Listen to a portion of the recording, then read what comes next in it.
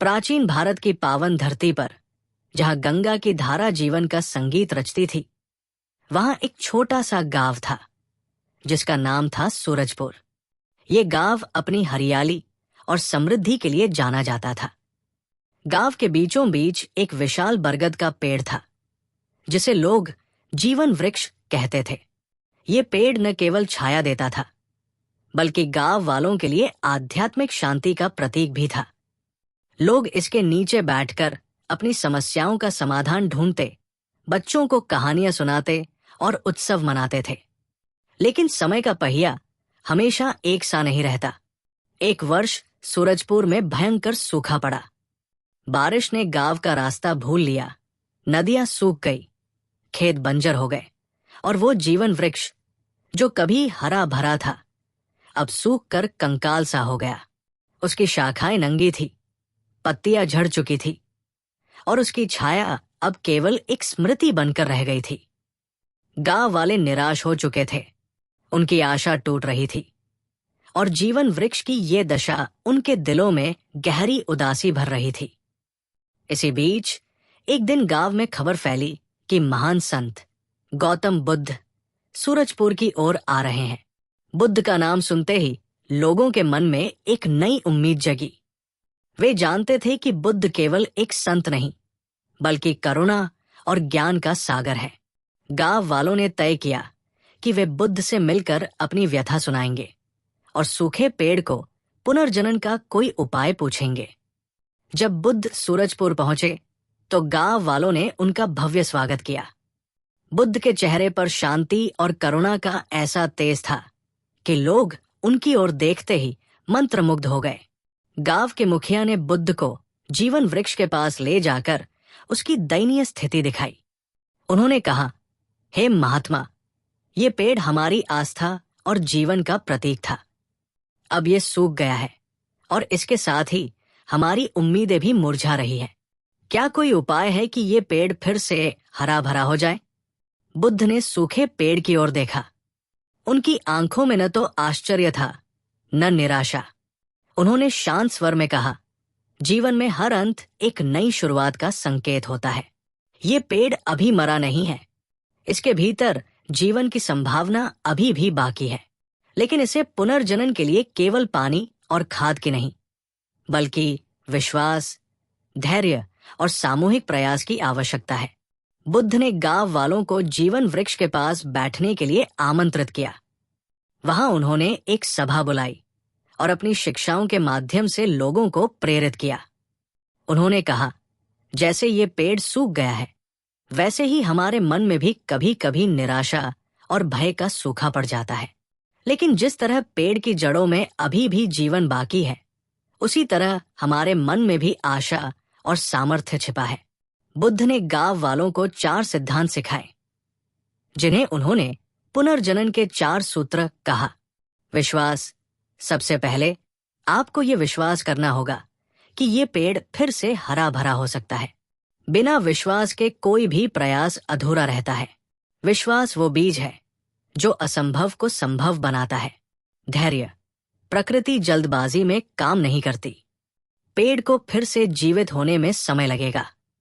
धैर्य रखें और अपने प्रयासों को निरंतर बनाए रखें। सामूहिक प्रयास। ये पेड़ केवल एक व्यक्ति का नहीं, पूरे गांव का है। आप सभी को मिलकर इसकी देखभाल करनी होगी। एकता में ही शक्ति है। करुणा। इस पेड़ के प्रति करुणा रखें। इसे केवल एक निर्जीव वस्तु न समझें। ये आपका साथी है जिसने आपको छाया दी, फल दिए। अब आपकी बारी है कि आप इसे जीवन दें।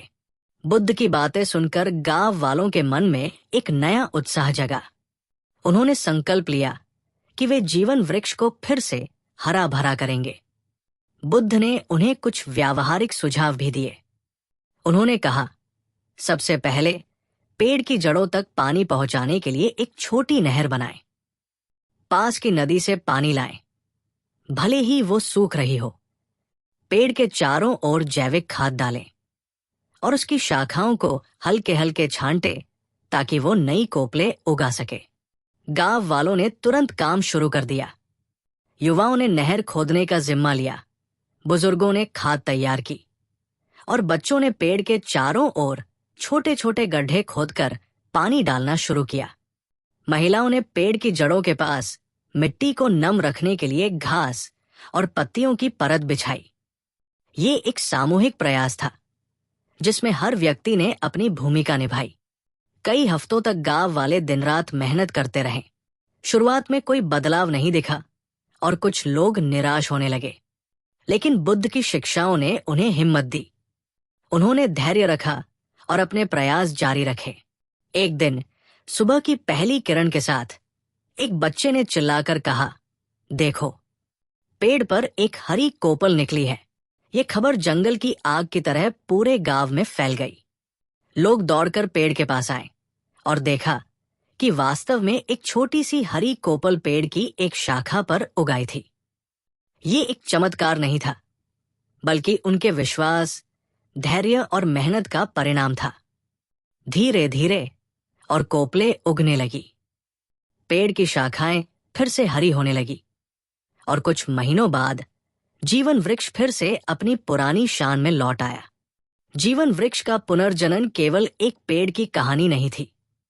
ये गांव वालों के मन में बसी निराशा के सूखे को हरियाली में बदलने की कहानी थी। पेड़ के हरा भरा होने के साथ ही गांव में बारिश भी लौट आई। खेत फिर से लहलहाने लगे, नदियां फिर से बहने लगी और सूरजपुर में खुशहाली छा गई। लोग अब जीवन वृक्ष के नीचे बैठकर बुद्ध की शिक्षाओं को याद करते।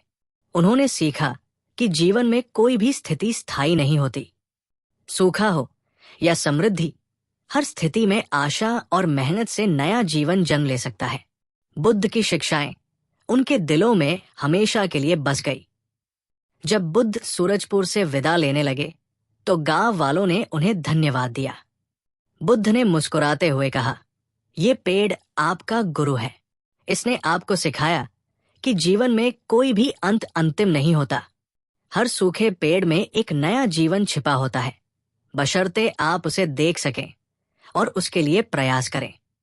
बुद्ध के जाने के बाद भी सूरजपुर के लोग जीवन वृक्ष की देखभाल करते रहे। वो पेड़ अब केवल एक पेड़ नहीं था, बल्कि उनके विश्वास, एकता और करुणा का प्रतीक बन गया था। और इस तरह बुद्ध और सूखा पेड़ की कहानी सूरजपुर की पीढ़ियों में एक प्रेरणा बनकर गूंजती रही। ये कहानी हमें सिखाती है कि जीवन में चुनौतियां आती हैं, लेकिन उनसे पार पाने का रास्ता हमारे भीतर ही होता है। विश्वास, धैर्य, एकता और करुणा के बल पर हम किसी भी सूखे पेड़ को फिर से हरा भरा कर सकते हैं। बुद्ध की शिक्षाएं आज भी उतनी ही प्रासंगिक है जितनी उस समय थी।